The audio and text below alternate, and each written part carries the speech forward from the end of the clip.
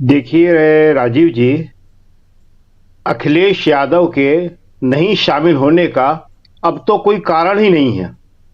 UP ने जो है इस चुनाव का पूरा माहौल बदल दिया है।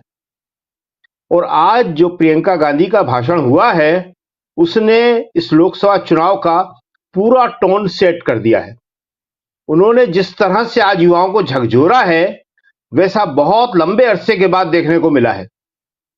आप ये देखिए कि अगर ये चुनाव नहीं होते लोकसभा के, तो क्या ये परीक्षा रद्द होती पुलिस की? अग्निवीर कैंसिल नहीं किया। उसके लिए भी ऐसे ही लाखों छात्र थे जो चाहते थे कि अग्निवीर नहीं, हमें रेगुलर सेना में भर्ती किया जाए। और उससे पहले जो रेगुलर सेना में भर्ती युवक हो चुके थे, उन्हें भर्ती नहीं किया गया, उन्हें अपॉइंटमेंट लेटर नहीं दिया गया। एक तरफ तो ये जो मीडिया है, ये बिहार के अंदर जो लाखों टीचर नियुक्त हुए हैं और पूरे देश से हुए हैं, उनके वीडियो दिखा दिखा कर वहां पे भ्रम फैलाता रहता है। लेकिन वो एक भी कमी बिहार के जो तेजस्वी ने टीचर नियुक्त किए हैं उनमें नहीं निकाल पाया कि इस परीक्षा में कोई गड़बड़ी हुई है। और यहां अभी जैसा कि राहुल का आपने बताया, हमने कल भी कहा था कि पहले आरओ के पेपर लीक हुए थे और अब टीचर्स के पुलिस के पेपर लीक हुए हैं। 1 करोड़ के करीब छात्रों ने फॉर्म खरीदे थे। वो 400 रुपए का एक फॉर्म था और 48 लाख युवाओं को एडमिशन कार्ड मिले थे, यानी कि 48 लाख लोगों ने एग्जाम दिया था जी। आप सोचिए कि कितना पैसा इकट्ठा किया है। और ये लोग अब फिर तैयारी करेंगे, कह रहे 6 महीने के अंदर हम फिर एग्जाम कराएंगे। इनको फिर तैयारी करना पड़ेगी। अब लड़के जो हैं इलाहाबाद में जो बता रहे हैं कि हम रहते हैं, वो किस तरह रहते हैं। आज एक लड़के का वीडियो हम देख रहे थे, वो कह रहा था कि मैंने दाल फ्राई नहीं खाई, सूखी दाल खाता हूं मैं। जी जी जी। गांव से लड़का आता है, उसके माँ बाप अपना पेट काट के शहरों में बच्चे को पढ़ाते हैं, किराए का कमरा लेता है, वहां किसी तरह खाना बनाता है, कोचिंग इतनी महंगी हो गई है, कोचिंग लेता है और रात दिन पढ़ता है। और उसके बाद पेपर लीक हो जाते हैं, परीक्षाएं रद्द हो जाती हैं, पेपर भी हो गए तो उसके बाद नियुक्ति नहीं मिलती है। ये सारी की सारी चीजें जो हैं अब सतह पे आ गई हैं।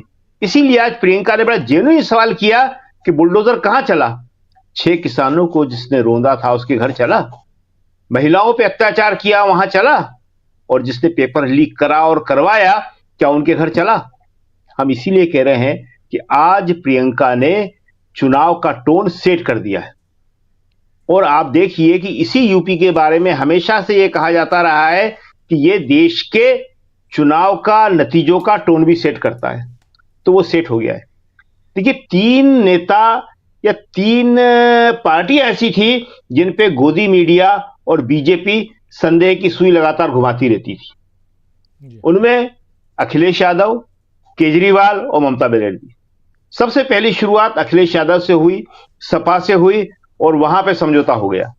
और उस समझौते का ही परिणाम है कि आज जो है प्रियंका का ये टोन है, राहुल का ये टोन है। और कल आप देखेंगे, कल यूपी में लास्ट डे है, जैसा कि आप बता रहे थे अखिलेश का। कल अखिलेश आगरा में शामिल होंगे और उसके बाद यात्रा आगरा से होकर धौलपुर, वहां से लगा हुआ ये राजस्थान का, वहां चली जाएगी। और वहां के बाद 2 मार्च तक उसमें ब्रेक हो जाएगा।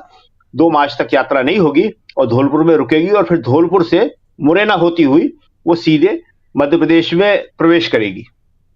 तो ये कल का जो जिक्र आप कर रहे थे, तो वहां राहुल ने इतना सटीक वार किया था प्रधानमंत्री मोदी के ऊपर कि आप युवाओं के नाम पे युवाओं को बरगला नहीं सकते। अरे राहुल ने जो नशे की बात करी है, वो तो राहुल ने सचेत किया है, घंटी बजाई है। हम लोग पंजाब में बजाते रहे, सब बीजेपी खुद बजाती रही है, हर पार्टी बजाती रही है कि पंजाब में ये ड्रग्स का जो नशा है वो पंजाब के नौजवानों को तबाह कर देगा, और उसके बाद ही उस पर रोक लगी। राहुल ने क्या कहा? अरे बेरोजगार युवा होगा हताशा और निराशा में क्या करेगा? आज भी राहुल ने कहा कि 12 घंटे रील देखते रहते हो, इसका क्या मतलब हुआ? राहुल ने कुछ उसके खिलाफ बोला क्या? राहुल ने सचेत किया। उन्होंने कहा कि ये जो बीजेपी के नेता है, इनके बच्चे रील नहीं देखते हो, पैसा कमा रहे हैं और तुम्हें रीलों में उलझा दिया है। कल आप कह दोगे कि राहुल ने आरोप लगाया कि युवा रील देखते हैं। अरे राहुल ने सचेत कर रहा है कि होश में आ जाओ, और यही प्रियंका सचेत कर रही हैं कि सोचो सोचो तुम सोचो। हम उसने कहा प्रियंका ने साहब कि हमारे चिल्लाने से कुछ होने वाला नहीं है। आज जो रौद्र रूप था प्रियंका का, वो जिन लोगों ने इंदिरा गांधी को देखा था, हम उनमें से एक हैं कि जिसने इंदिरा गांधी के भाषण सुने थे और बहुत सुने थे। जब 80 का चुनाव था उस वक्त से लेके हम कवर कर रहे हैं इस इंदिरा गांधी को और पॉलिटिक्स को। तो इंदिरा गांधी का वही रूप जो है वो आज प्रियंका में लोगों को दिखाई दिया।